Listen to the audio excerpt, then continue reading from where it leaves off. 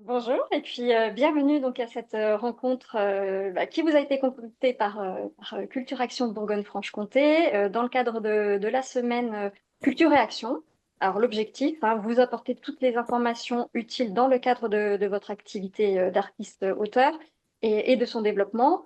Alors Culture Action vous propose aujourd'hui d'aller à la rencontre de l'IRSEC pour tout savoir et tout comprendre de la retraite complémentaire avec notre invitée, donc Sandrine Champion. Bonjour Sandrine.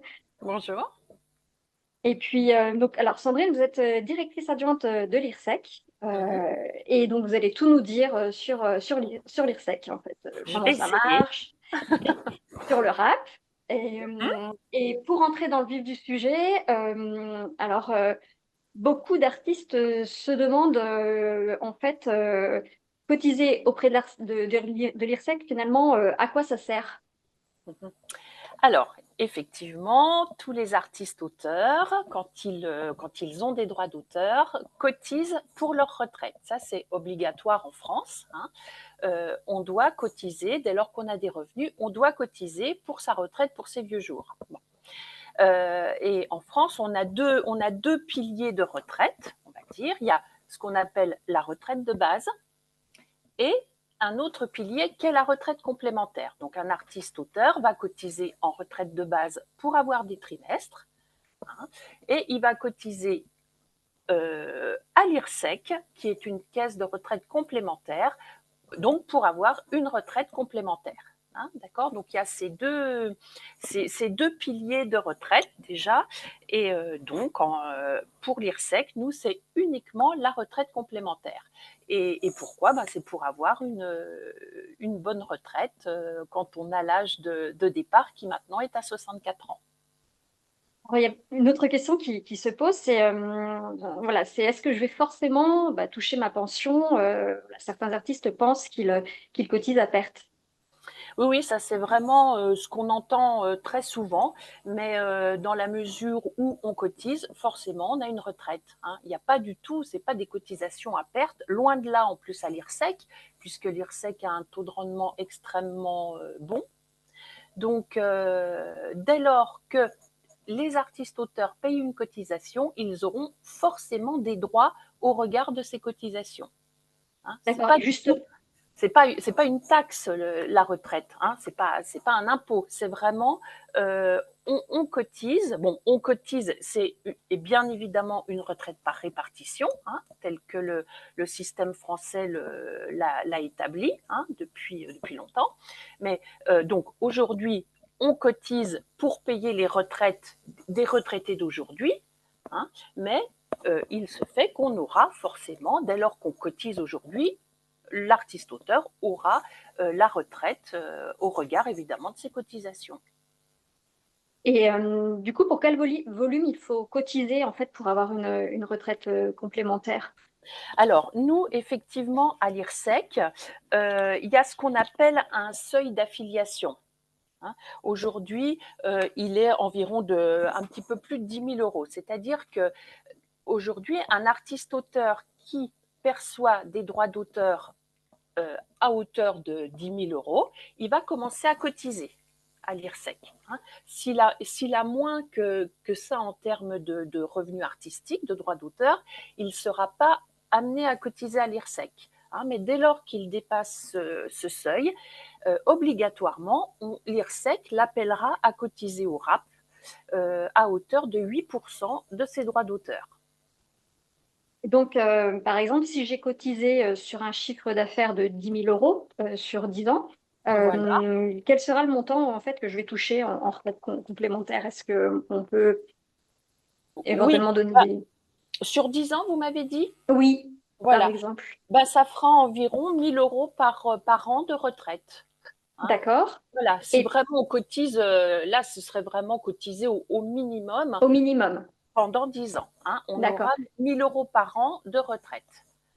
Et si on est par exemple sur un montant un peu plus important et sur une durée un peu plus importante, comme par exemple 25 000 euros sur 20 ans, Voilà, euh, sur 25 000 euros sur 20 ans, on touchera environ 4 500 euros par an. très D'accord, bien. hein. Sachant qu'aujourd'hui, ben, le temps de la retraite, il est important, hein, puisqu'on part à 64 ans.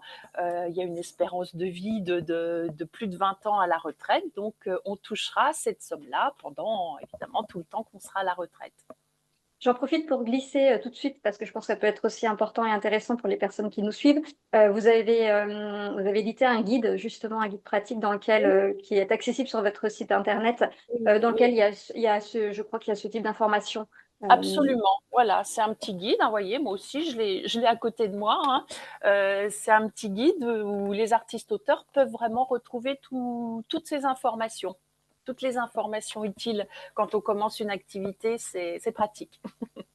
Alors, du coup, l'IRSEC, en fait, c'est quoi finalement et puis en fait, comment ça fonctionne, comment ça marche? Bah, donc l'IRSEC, donc c'est une caisse de retraite, hein, c'est une caisse de retraite complémentaire. Donc elle récolte toutes les cotisations des artistes-auteurs, hein. Donc elle récolte ces cotisations pour payer les retraites, évidemment, les gens qui sont déjà retraités, hein. Et puis, c'est aussi, alors, c'est une caisse de retraite qui a la particularité quand même d'avoir ce qu'on appelle 3 régimes de retraite, hein. On a ce qu'on appelle le RAP, qui est le régime de retraite pour tous les artistes-auteurs, dès lors que les artistes-auteurs donc, atteignent un seuil de revenu de plus d'au moins 10 000 euros, hein. Et puis après, on a 2 autres régimes.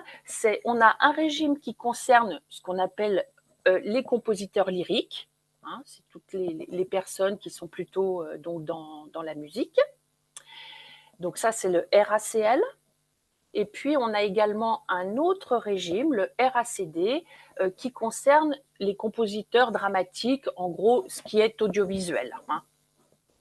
Voilà, donc l'IRSEC gère ces 3 régimes.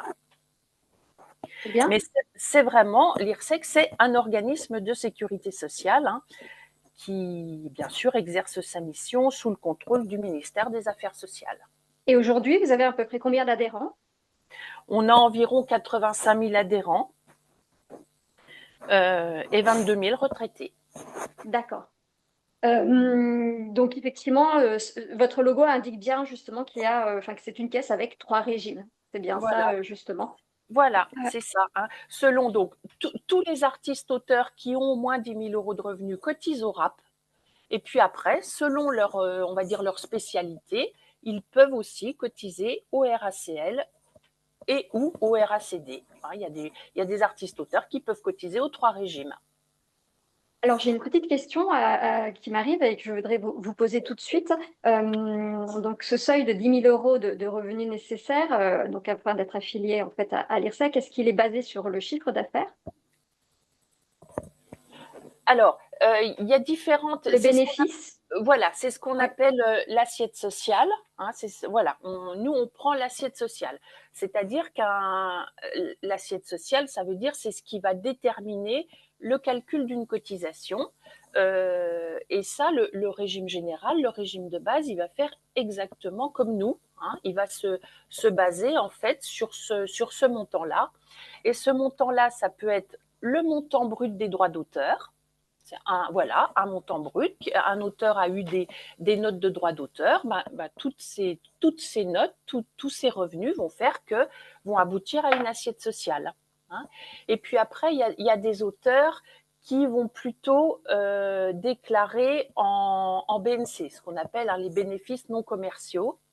Et voilà. Et là, on va on va retenir ça comme étant l'assiette sociale, hein. Donc, il y a différentes façons quand même de calculer cette assiette sociale. Mais ça aussi, on l'explique très bien sur notre site, hein. Mais ce qu'il y a surtout, ce que les artistes-auteurs doivent vraiment avoir en tête, c'est que cette assiette sociale, ils la déclarent auprès de l'URSSAF tous les ans, hein. C'est cette assiette sociale, leur comptable en général, hein, la calcule, et cette assiette sociale, il la communique à l'URSSAF.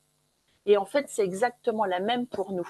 Cette assiette sociale aussi, les artistes-auteurs devront la déclarer également à l'IRSEC. Mais de toute façon, l'URSSAF nous la communiquera également. Donc, on la récupère. Et donc, est-ce qu'il faut avoir atteint en fait un certain niveau de revenu finalement en droit d'auteur pour pouvoir justement... Ben, c'est 10 000 euros. c'est 10 000 euros. Voilà, à partir d'environ 10 000 euros, hein, ça, évidemment, ça progresse, c'est revalorisé tous les ans, hein, mais aujourd'hui, on est à peu près à 10 000, voilà, 143, très exactement. Et, et mais même si les artistes auteurs ont une assiette sociale inférieure, ils doivent quand même la déclarer à l'URSSAF de toute façon, hein, parce que l'URSSAF, eux, ils calculent des cotisations dès le premier euro. Donc l'artiste-auteur, il va forcément, dès lors qu'il a son statut d'artiste-auteur et qu'il commence à avoir des droits d'auteur, il va devoir déclarer ses revenus à l'URSSAF. Et les revenus qu'il va déclarer à l'URSSAF nous seront communiqués également à l'IRSEC. Et l'IRSEC, elle appellera une cotisation si ses droits d'auteur sont supérieurs à 10 143 euros. S'ils sont inférieurs, bah, on n'appellera pas l'auteur à cotiser à la retraite complémentaire. Je reçois des questions, mais on se prendra un temps à la fin de cette rencontre et je vous les poserai voilà, pour essayer justement de répondre à toutes ces questions que vous vous posez. Alors, il y a quelque chose que j'ai pas bien compris, en fait, c'est qu'apparemment, il y a des taux différents, en fait, 4%, 8%. Voilà, est-ce que vous pouvez nous éclairer, en fait, sur ces différents taux? D'accord. Alors voilà, on dit que donc quelqu'un, un artiste-auteur qui a plus de 10 000 euros va cotiser au taux de 8%. Voilà, ça c'est la règle. Bon. Mais cet artiste-auteur, quand même, si son assiette sociale est inférieure à 30 000 euros, il va pouvoir nous demander à l'IRSEC de cotiser à 4%. Voilà, parce qu'il peut nous dire, voilà, cette année, j'ai un petit peu des difficultés financières, donc j'ai une assiette sociale inférieure à 30 000 euros. Je voudrais cotiser au taux réduit. On a un taux réduit de 4%. Donc, il a cette possibilité de faire ça. Il doit nous le demander avant le 30 novembre de chaque année. Hein. Il doit se connecter sur son espace personnel, voilà, de l'IRSEC, et nous dire, bon, bah, cette année, je veux cotiser au taux de 4%. Bon, puisque j'ai une assiette sociale inférieure à 30 000. Bon, alors ça, donc, bon, il aura de ce fait évidemment une cotisation moitié moins élevée, bien sûr, hein, puisque d'office, nous, on l'aurait, l'URSSEC lui aurait appelé une cotisation à 8%, et comme il nous demande une cotisation à 4%, la cotisation sera divisée par deux. Hein. Mais les conséquences à ça, c'est que évidemment, il aura un nombre de points évidemment aussi divisé par deux, un nombre de points de retraite. Hein. Donc c'est pour ça que c'est bien de le faire, que les artistes auteurs aient la possibilité de faire ça. Bon voilà, s'ils ont des petites difficultés financières, mais ça doit rester quelque chose d'assez ponctuel s'ils veulent avoir une meilleure retraite. Très bien. Je vais poursuivre et je voulais vous demander, en fait, les cotisations, elles sont parfois collectées par des partenaires et elles ne sont pas payées en fait directement par les auteurs. Alors ça arrive surtout dans l'audiovisuel. Hein, ou dans le cinéma où effectivement on a des partenaires qui sont l'ASACD ou les maisons de production, hein, qui, ça, ce sont des partenaires qui vont ce qu'on appelle précompter la cotisation. Hein, d'accord. C'est-à-dire ils vont retenir sur le montant des droits d'auteur qu'ils servent, ils vont retenir le montant de la cotisation RAP. Hein. Mais ça, c'est vraiment si les personnes travaillent avec des maisons de production ou la SACD, donc plutôt dans l'audiovisuel. Audiovisuel. C'est le cas aussi, par exemple, avec la SACEM Voilà, alors Oui. c'est le cas avec la SACEM, mais la SACEM, elle ne précomptera pas le RAP. C'est un peu toute la difficulté. Elle va précompter la cotisation RACL, du régime RACL uniquement. Elle D'accord. ne va pas précompter le rap. Donc, un auteur dans la musique qui va percevoir des droits d'auteur, il aura donc une cotisation RAP à payer et une cotisation RACL. La cotisation RACL sera prélevée sur ses droits directement par la SACEM, mais par contre, la cotisation RAP, il devra la payer directement à l'IRSEC. Donc c'est vrai que ça, c'est ce qui est un petit peu le plus difficile pour les auteurs à comprendre, c'est que souvent on nous dit mais j'ai déjà payé la cotisation, la SACEM m'a précompté ma cotisation, mais la SACEM elle a précompté une partie de la cotisation, mais pas tout. Voilà. Merci pour cet éclairage Mm. et cette précision. On a commencé à parler un petit peu de calendrier. Je pense que c'est important peut-être de le préciser justement comment ça se passe. Par exemple, cette année, si, voilà, par rapport au rap, si je veux être vraiment bien, j'allais dire, dans les clous. Ouais. Et en fait, c'est quoi le calendrier à suivre en fait? Alors, donc, quelqu'un un artiste-auteur qui a perçu des droits d'auteur en 2023, euh, on va lui demander, on va l'inviter à l'IRSEC à déclarer donc son assiette sociale, qu'il a par ailleurs déclarée à l'URSSAF. Au mois d'avril, on va lui demander de se connecter sur son espace adhérent et d'aller déclarer cette assiette sociale. Parce que comme ça, dès le mois d'avril, l'auteur, il peut connaître la cotisation qu'il va payer à l'IRSEC. Hein. Donc, il peut se dire, voilà, j'aurai aussi en 2024 une cotisation à payer à l'IRSEC d'un certain montant et il pourra commencer dès le mois d'avril à payer sa cotisation, sachant que cette cotisation devra être soldée au 31 décembre. D'accord. Donc tout l'intérêt de déclarer ses revenus à l'URSSEC dès le mois d'avril, c'est de connaître sa cotisation, d'avoir son appel de cotisation dans son espace adhérent et de pouvoir commencer à payer, éventuellement mettre en place un échéancier mensuel pour lisser un peu le paiement de cette cotisation. Hein. Et puis, donc c'est l'auteur qui va nous donner le montant de son assiette sociale au mois d'avril. Bon. Sachant que, au dernier trimestre de l'année, comme je vous le disais tout à l'heure, l'URSSAF va de toute façon nous communiquer le montant des revenus qui ont été perçus en 2023. Hein, même si l'auteur oublie de déclarer à l'IRSEC, de toute façon, l'URSSAF va nous communiquer le montant de l'assiette sociale à retenir. Donc en fait, si j'oublie par exemple de me signaler, en fait, finalement, voilà, ce sera quand même. Voilà, tout à fait, parce que bien sûr, si l'auteur oublie de se déclarer à l'IRSEC, de ce fait, bon, il n'aura pas de cotisation, mais il n'aura pas de point retraite. Hein. Donc voilà, quand il arrivera à l'âge de 64 ans, il verra qu'il n'a pas de point de retraite pour une année, donc ça pose problème quand même. Donc de ce fait, l'URSSAF, de toute façon, nous envoie le montant pour que l'IRSEC puisse calculer une cotisation au dernier trimestre et envoyer un appel de cotisation à l'auteur. Si je comprends bien, et ce qui est important, je pense, de le souligner à nouveau, c'est de bien penser du coup à se connecter en fin d'année.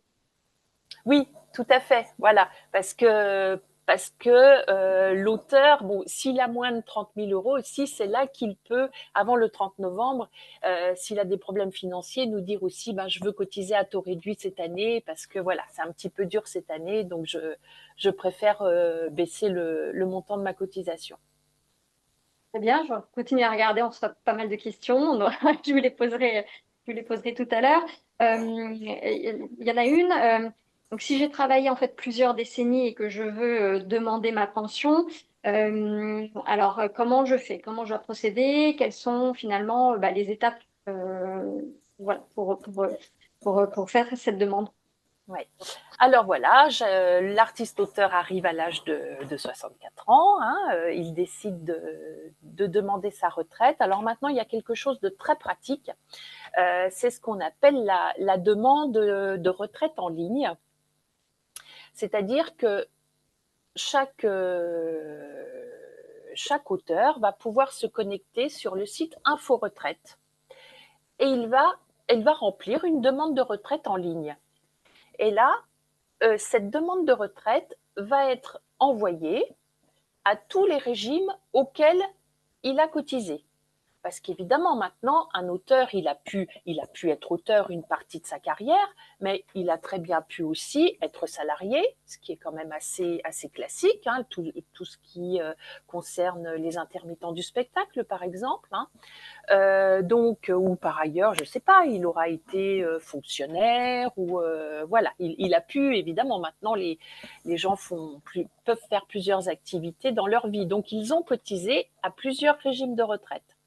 Donc, l'auteur va remplir un dossier. Alors, il va mettre son état civil, bien sûr, il va renseigner évidemment tout ce qu'on lui demande de nous dire, hein, s'il a eu des enfants aussi. Et, euh, et là, donc, cette demande de retraite va être envoyée à tous les régimes. Et là, chaque régime va pouvoir calculer le montant de la retraite et envoyer à l'auteur la notification de retraite. Alors, l'IRSEC donc paiera la partie retraite complémentaire, hein, c'est-à-dire on va compiler le nombre de points cotisés pendant toute la carrière d'auteur. Ce nombre de points, on va le multiplier par la valeur du point et ça donnera une retraite mensuelle. Et le régime général, donc qui va lui étudier la demande de retraite de base, va faire de même, va calculer la retraite par rapport au nombre de trimestres que l'auteur aura validé dans sa carrière d'auteur. Et le régime général, donc l'assurance retraite, lui donnera une retraite en tant qu'auteur, mais au régime de base. Donc l'auteur aura bien deux retraites, la retraite de l'assurance retraite et la retraite IRSEC. Très bien, merci beaucoup. Euh, et je vous pose tout de suite la question, donc je profite pour la glisser. Si malgré tout, voilà, tout ce que vous nous avez présenté, expliqué, voilà, si les personnes ont des questions, s'interrogent ou ont besoin peut-être de contacter un conseiller, voilà, comment ils peuvent faire, Mmh. euh, comment procéder? Alors, bon, ils peuvent nous appeler. Hein, tous les matins, on a un standard téléphonique, mais bon, comme on a quand même pas mal d'appels téléphoniques, malheureusement, les auteurs peuvent attendre quand même. Il y a un temps d'attente souvent parce qu'on n'est pas très nombreux hein, à l'IRSEC. Donc, bon, on fait tout ce qu'on peut pour répondre au maximum d'auteurs, mais par téléphone, ça peut quand même être. Il y a un temps d'attente qui est quand même qui peut être assez important selon les périodes de l'année. Bon, mais il y a quand même quelque chose de plus pratique, c'est que les auteurs peuvent demander un rendez-vous téléphonique sur leur espace personnel. Hein. Donc, voilà, ils prennent Il rendez-vous. faudrait, il faut plutôt privilégier du coup l'espace adhérent en fait. Oui, tout à fait, tout à fait. Parce que comme ça, au moins, ils positionnent un rendez-vous et nous, on les rappelle au jour et à l'heure dite. Hein. Donc ça, D'accord. c'est voilà, et puis comme ça, nous, ça nous permet aussi de préparer le dossier, de regarder le dossier plus en détail. Hein. Et puis, il y a évidemment, par l'écrit, hein, on peut nous envoyer des mails aussi par le biais de son espace personnel. Il y a une messagerie, donc bien sûr, on peut envoyer des mails ou des courriers papier et également venir nous voir puisqu'on a un accueil qui est à Paris. Hein, mais qui est ouvert toute la journée de 9h30 à 16h30. Voilà, sans interruption le midi. Et puis je glisse aussi, donc on a parlé tout à l'heure du guide, mais il y a aussi d'autres outils qui sont à disposition et sont accessibles sur votre site internet. Voilà, il y a notamment la foire aux questions, hein, où il y a quand même pas mal de réponses et des articles d'actualité qui sont mis en ligne très régulièrement. Euh, alors, je vous propose d'attaquer. En fait, on a eu beaucoup de questions. Alors, j'ai commencé à en glisser plusieurs durant notre échange. Mais là, je vais me faire le relais de ces questions. Alors, j'en ai une première. En fait, c'est une personne qui est autrice illustratrice et qui est adhérente à la SOFIA et elle demande voilà, quels sont les avantages pour sa retraite complémentaire. Ah oui. Alors effectivement, il y a la SOFIA. Alors la SOFIA, c'est un organisme donc qui prend en charge la moitié de la cotisation RAP. C'est-à-dire qu'il y a des auteurs qui ont des contrats d'édition, hein, et qui ont des droits d'auteur, ce qu'on appelle des droits d'auteur issus du livre. Hein, voilà, c'est tous des gens qui ont des contrats d'édition. Et si au moins la moitié des droits d'auteur sont issus de revenus du livre, ces personnes-là peuvent bénéficier de la prise en charge de leur cotisation RAP, de la moitié de leur cotisation RAP par la SOFIA. D'accord? Alors nous, comment ça se passe? C'est que quand un auteur va déclarer à l'URSSAF son assiette sociale, hein, l'URSSAF va regarder si effectivement ces revenus sont des revenus d'auteur et issus de contrats d'édition. Et l'URSSAF va savoir nous dire, nous, à l'IRSEC, si cette personne-là a eu au moins la moitié de ses revenus qui sont issus du livre. Et donc, l'URSSAF nous transmettra cette information. Et donc, l'IRSEC prendra cette information en compte. Et sur l'appel de cotisation, eh bien, indiquera bien que la moitié de la cotisation est prise en charge par la SOFIA. Donc l'auteur n'aura que la moitié de la cotisation à payer. Merci beaucoup. On a parlé des différents régimes, hein, vous avez présenté les trois régimes, et il y avait une question, est-ce que les systèmes de points sont identiques du coup, pour les différents régimes? Les systèmes de points, vous m'avez dit? Oui, apparemment, oui, c'est une question. Oui. Alors, oui, le système de calcul, effectivement, c'est identique, c'est-à-dire que les auteurs vont cotiser pour avoir un nombre de points dans les trois régimes. Maintenant, c'est le montant c'est le taux de la cotisation qui est différent. Oui. Ah, voilà, selon les régimes, donc au RAP, on va cotiser à 8%, au RACL, on va cotiser à 6,5%, et au RACD, on cotise aussi à 8%. D'accord? Donc voilà, c'est un petit peu ça qui est compliqué, c'est que les taux sont différents. Alors, je poursuis. Donc, les droits d'auteur ont fait appel à cotisation pour la retraite pour l'artiste-auteur. Alors, qu'en est-il des activités en fait accessoires de l'artiste? Est-ce qu'elles sont soumises à cotisation sec? Est-ce qu'elles rentrent également dans l'assiette sociale? Ah oui, tout ce qui est droit d'auteur, en fait. Hein, dès lors que ces activités sont payées sous forme de droit d'auteur, bien sûr, ça rentre dans l'assiette sociale. Tout à fait. Alors, on a une question personnelle. C'est une personne qui est journaliste pigiste. Mmh. Et qui a perçu apparemment donc, des droits d'auteur pour une participation à un ouvrage, à un livre. Et donc, elle se posait la question par rapport aux cotisations, justement, est-ce qu'elle a à les payer, même si c'est pas, voilà, même si c'est pas un montant très élevé, et si elle les paye pas, qu'est-ce qui se passe?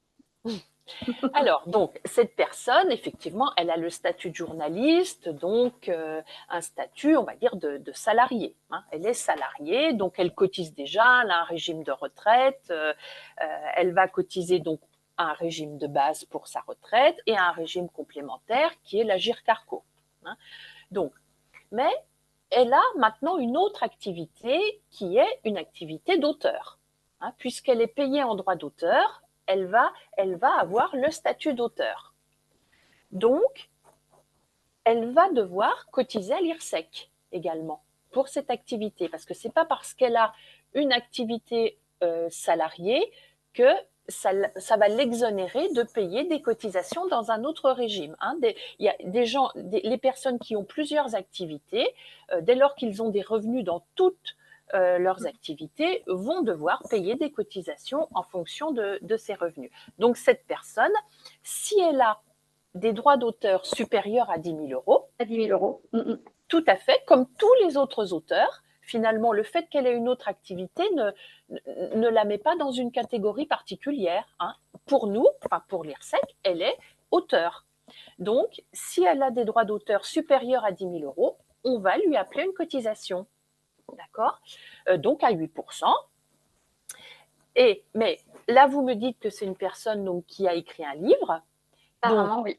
voilà. Donc, donc, elle a eu certainement un contrat avec un éditeur.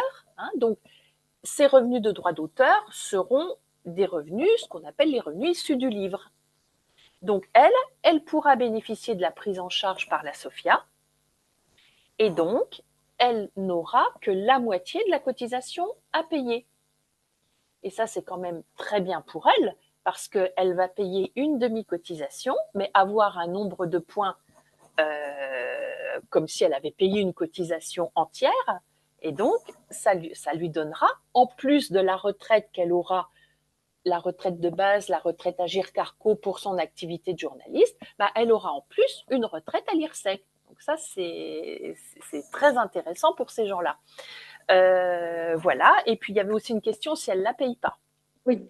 Voilà. Donc, la retraite complémentaire, c'est une cotisation obligatoire. Hein. Dès lors voilà, qu'on a des droits d'auteur supérieurs à 10 000 euros, il est obligatoire de payer une cotisation. Et nous, l'IRSEC, on a l'obligation de réclamer, de recouvrer ces cotisations. Hein. On ne peut pas laisser une cotisation non payée parce que déjà, ce serait mettre en péril la retraite future des auteurs. Hein. Donc, on doit assurer la retraite des auteurs. Donc, on a l'obligation de recouvrer ces cotisations. Donc, les personnes qui ne payent pas leur cotisation de l'année au 31 décembre de l'année, hein, par exemple, la cotisation 2024 doit être payée au 31 décembre 2024. Si ce n'est pas le cas, bah, l'IRSEC déjà, bon, on est sympa, on envoie une lettre de relance en disant bon, vous avez oublié de payer votre cotisation, pensez à la payer au plus vite. Éventuellement, si vous avez des problèmes financiers, bon bah, demandez un échéancier de paiement. Hein. On peut voilà, aider les auteurs quand même. Et puis peut-être c'est à ce moment-là qu'on peut encourager la personne à se connecter sur son espace adhérent pour pouvoir avoir un échange, expliquer sa situation. Exactement, exactement. Voilà, exactement. Nous expliquer, voilà, voilà, qu'elle est un peu en galère et puis qu'elle a besoin d'un petit délai de paiement. Donc, elle peut nous le demander. Elle peut même, sur l'espace adhérent, elle peut même d'elle-même mettre un échéancier de paiement. Hein, donc ça, c'est quand même, ça peut être sympa à certains moments de la vie, quoi. Donc, les personnes peuvent mettre en place un échéancier. Bon, si toutefois les auteurs ne payent pas leur cotisation, eh ben, l'IRSEC, nous, on sera obligé de leur envoyer ce qu'on appelle une mise en demeure de payer. Et là, le problème, la conséquence, c'est qu'on va appliquer une majoration de retard de 5% sur la cotisation. Donc la cotisation, elle sera majorée parce que l'auteur n'aura pas payé en temps utile sa cotisation.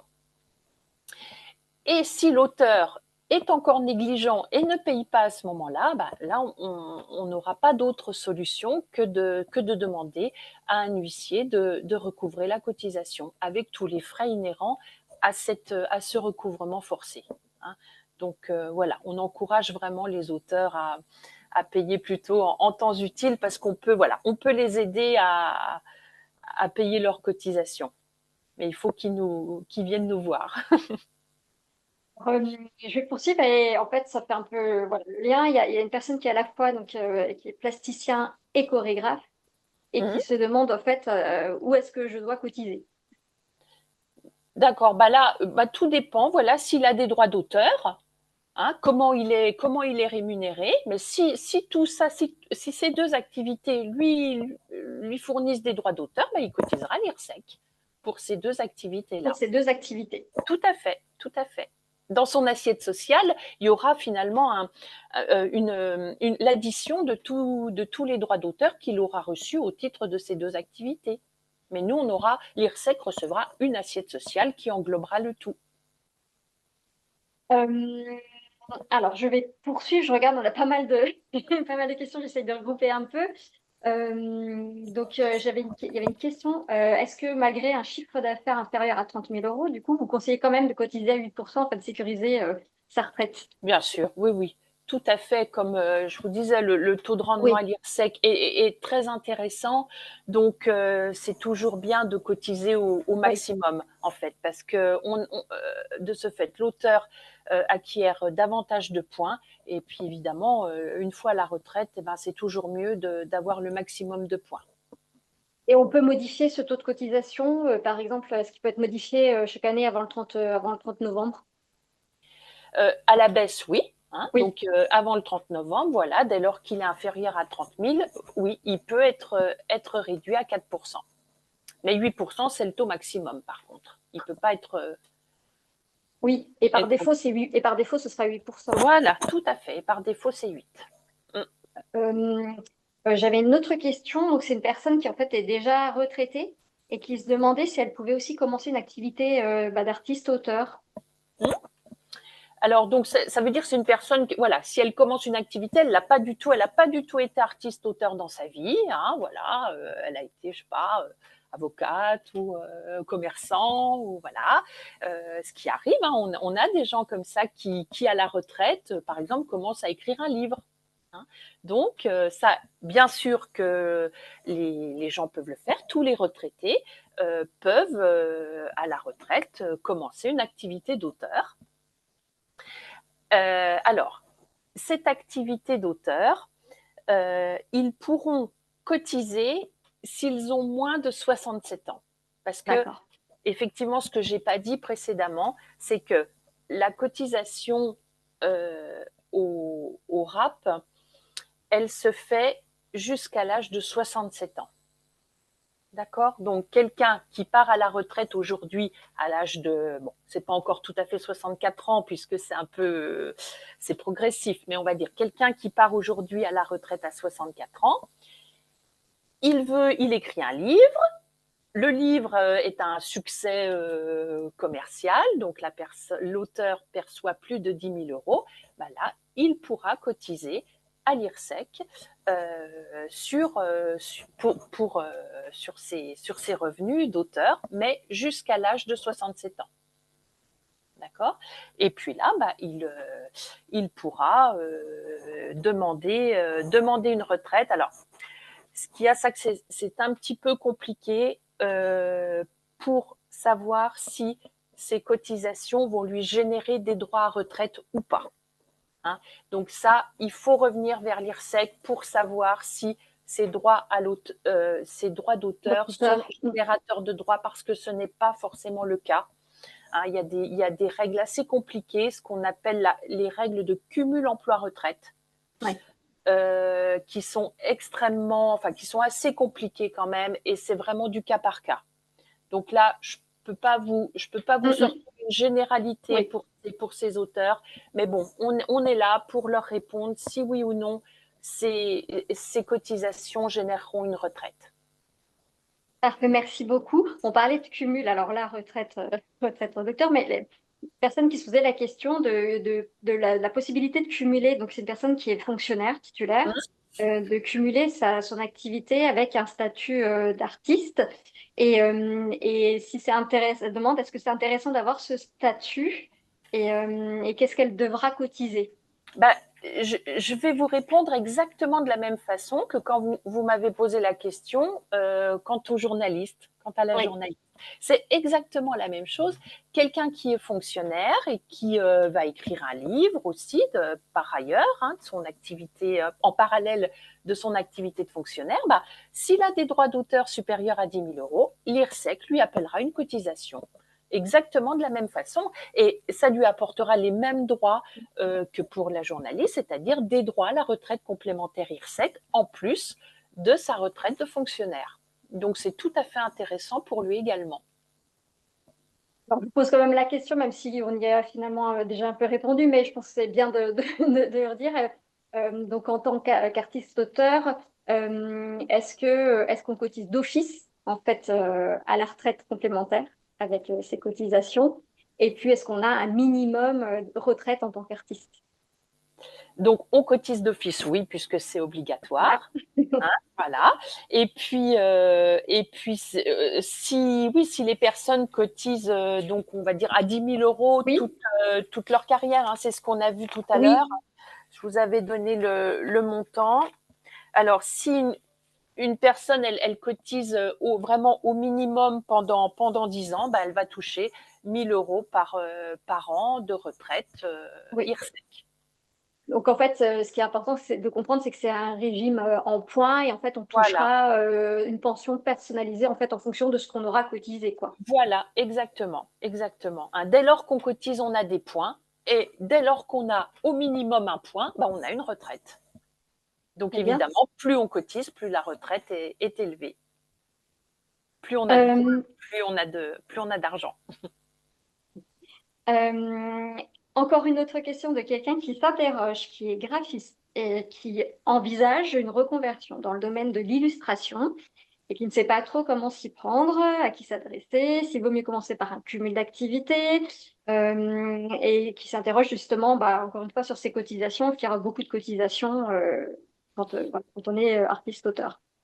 On y a déjà répondu, mais Oui, c'est pareil pour nous. Bon bah voilà, tout dépend un peu de sa situation. Je de veux son dire, activité. est-ce qu'il doit cumuler ça? Vraiment, ça dépend de la situation personnelle, du montant de ses revenus, du temps qu'il passe dans chaque activité. Est-ce qu'il aura le temps de cumuler ces deux activités? Là, je peux pas répondre Là, en sur. fait, j'ai envie de vous dire, finalement, c'est un accompagnement qui doit se faire de façon plus personnalisée. Il peut peut-être prendre contact avec vous pour pouvoir voir par rapport à sa situation personnelle ce qui est le mieux. Voilà, Euh, oui, oui, tout à fait. Bon, nous, on pourra, oui, on pourra lui répondre en matière de retraite, hein, mais lui dire que bon, ces deux activités, dès lors qu'elles vont lui procurer des revenus artistiques, effectivement, ça lui donnera des droits retraite. Nous, finalement, à l'IRSEC, peu importe de son statut. Hein. Là, ces personnes-là, elles s'interrogent surtout en matière, je suppose, administrative, oui. comment modifier un petit peu son activité. Donc ça, c'est plus de l'affiliation. Je dirais que là, ça relève plus de la SS2A qui va davantage prendre en charge les auteurs pour ce qui concerne tout le côté administratif, mais de l'affiliation. C'est de comment je déclare vraiment une activité ou je crée une société. Ou là c'est la SS2A plutôt qui répondra sur ces aspects administratifs en termes d'affiliation. Alors, je regarde, je crois qu'on a à peu près abordé, j'espère en tout cas, toutes les questions qui nous ont été posées. Je renouvelle encore une fois et je pense que voilà, vous le direz également, mais en tout cas, s'il y a d'autres questions, si des interrogations, justement, on parlait de situation personnelle, de ne pas hésiter, vous l'avez indiqué, Tout à par les différents moyens. Donc, Tout à fait. On est là pour ça. On est là vraiment pour répondre aux questions personnelles, en fait, hein, parce qu'effectivement, toutes les questions générales, on les a dans les guides, sur le site internet, il y bien a des sûr. vidéos Ça. qui sont, j'ai vu, Voilà, très il y a bien des faites. vidéos, mais on sait aussi qu'il y a des situations personnelles. Hein, il peut, voilà, y avoir Bah là, on a vu un petit aperçu à travers les questions, effectivement, en fait, sur voilà, des. voilà, et on est là pour y répondre, bien sûr, oui. Mm. Eh ben, écoutez, en tout cas, je vous remercie vraiment beaucoup, Sandrine, pour, voilà, pour Oui, avoir merci à vous. répondu déjà ce matin, avoir apporté toutes ces informations utiles et indispensables. Super. Voilà, merci donc d'avoir participé à ce rendez-vous qui vous était donc proposé par Culture Action Bourgogne-Franche-Comté. Et puis ben, écoutez, n'hésitez pas encore une fois à vous connecter sur le site de l'IRSEC, donc irsec.fr. Voilà. Voilà. Et puis, on vous dit à bientôt et très bonne continuation à toutes et à tous. Merci pour votre invitation. À bientôt. Au revoir. Au revoir.